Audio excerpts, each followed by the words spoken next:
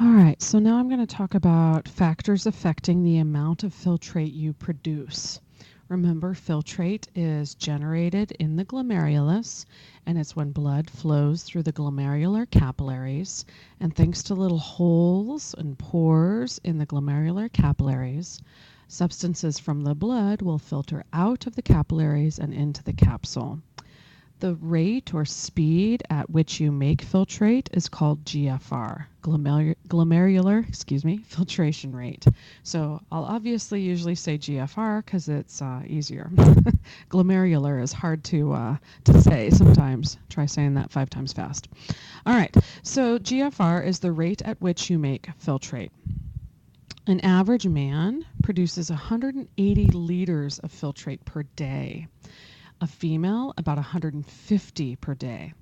Considering you only have 4 to 6 liters of blood, that's an amazing amount of filtrate produced each day.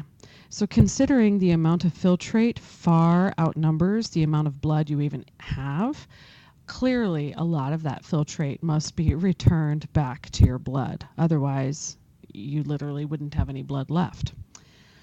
So the amount we excrete is only 1 to 2 liters a day. Picture a 2-liter bottle of soda. That's about the maximum amount of urine that you would release in a given day. So we filter 180 to 150 liters a day, yet we only pee out 1 to 2 liters a day. So that means the vast majority of what you filter out gets returned back to the blood almost immediately.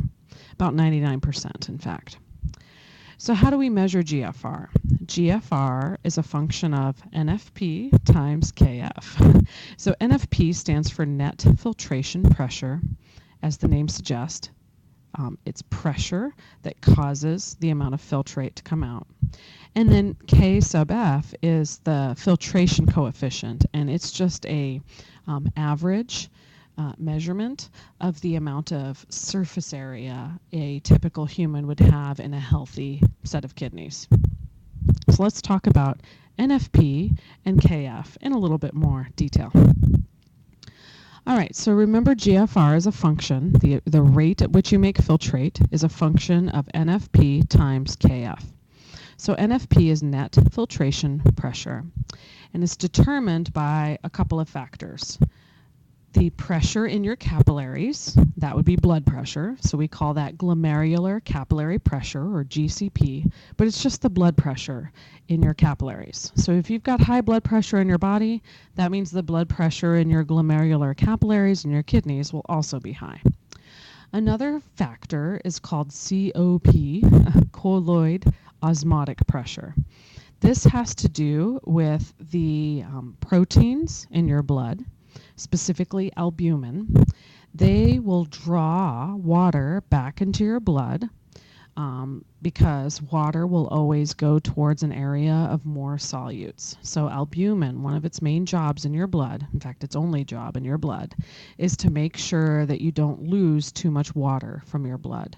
So colloid pressure causes fluids to exit tissues and go towards your blood. Finally, you've got what's called capsule pressure, CP. Excuse me, I just had a brain fart. So capsule pressure is the amount of pressure in the shell surrounding the glomerulus. So as more filtrate enters the capsule, potentially the capsule pressure could get higher and some fluid will flow right back into the glomerulus. So to sum it up, there are 3 factors involved to determine how much filtrate you'll produce due to net filtration pressure. You've got your blood pressure in the glomerulus. You would call that glomerular capillary pressure, or GCP. And then you've got the so-called osmotic pressure in the blood itself. That's called colloid osmotic pressure. And that will cause fluids to flow back into the blood so that the blood does not avoid, so that the blood can avoid too much water loss. And that's thanks to a protein called albumin in the blood. And then finally, you've got pressure in the capsule itself. The Bowman's capsule or glomerular capsule is that shell surrounding the glomerulus. And as pressure builds in it, some fluids will be pushed right back into the capillaries.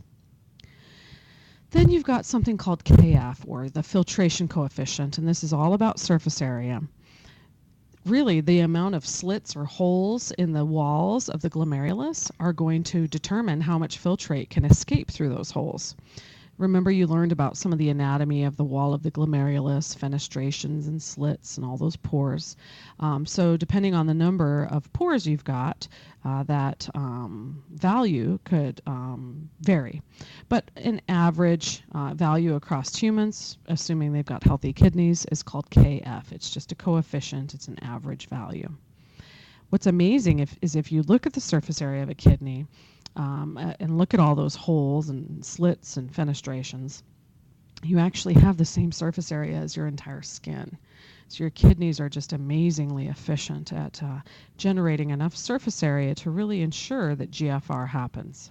All right, to summarize, GFR is a combination of the amount of pressure involved and the amount of surface area that allows filtrate to be created. So how do we make sure that GFR stays at homeostasis?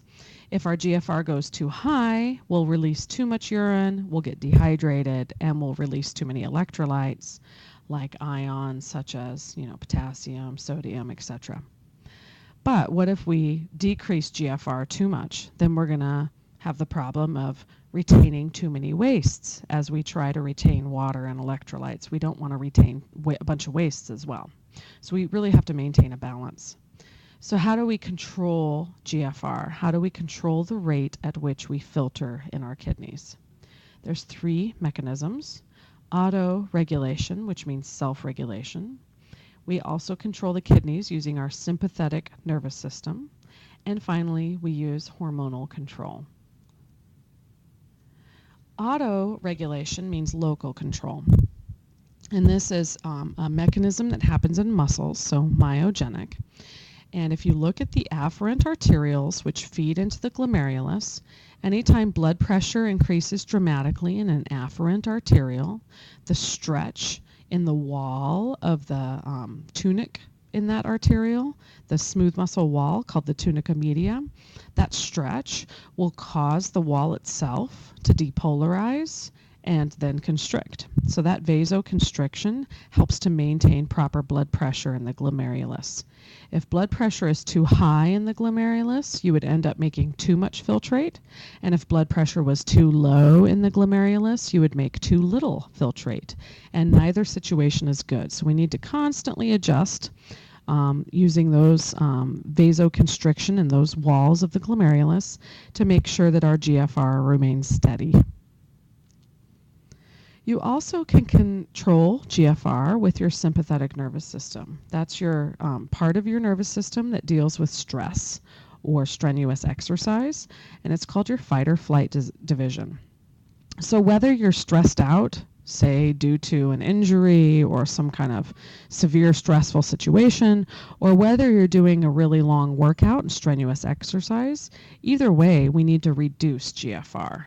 It's not important to make urine if you're dealing with a severely stressful situation or if you are injured. Those situations call for making sure you conserve your energies for things other than making urine. So the sympathetic division ultimately will reduce GFR, and that will redirect blood flow to places where you really need it during times of exercise or stress, such as your heart and brain and muscles.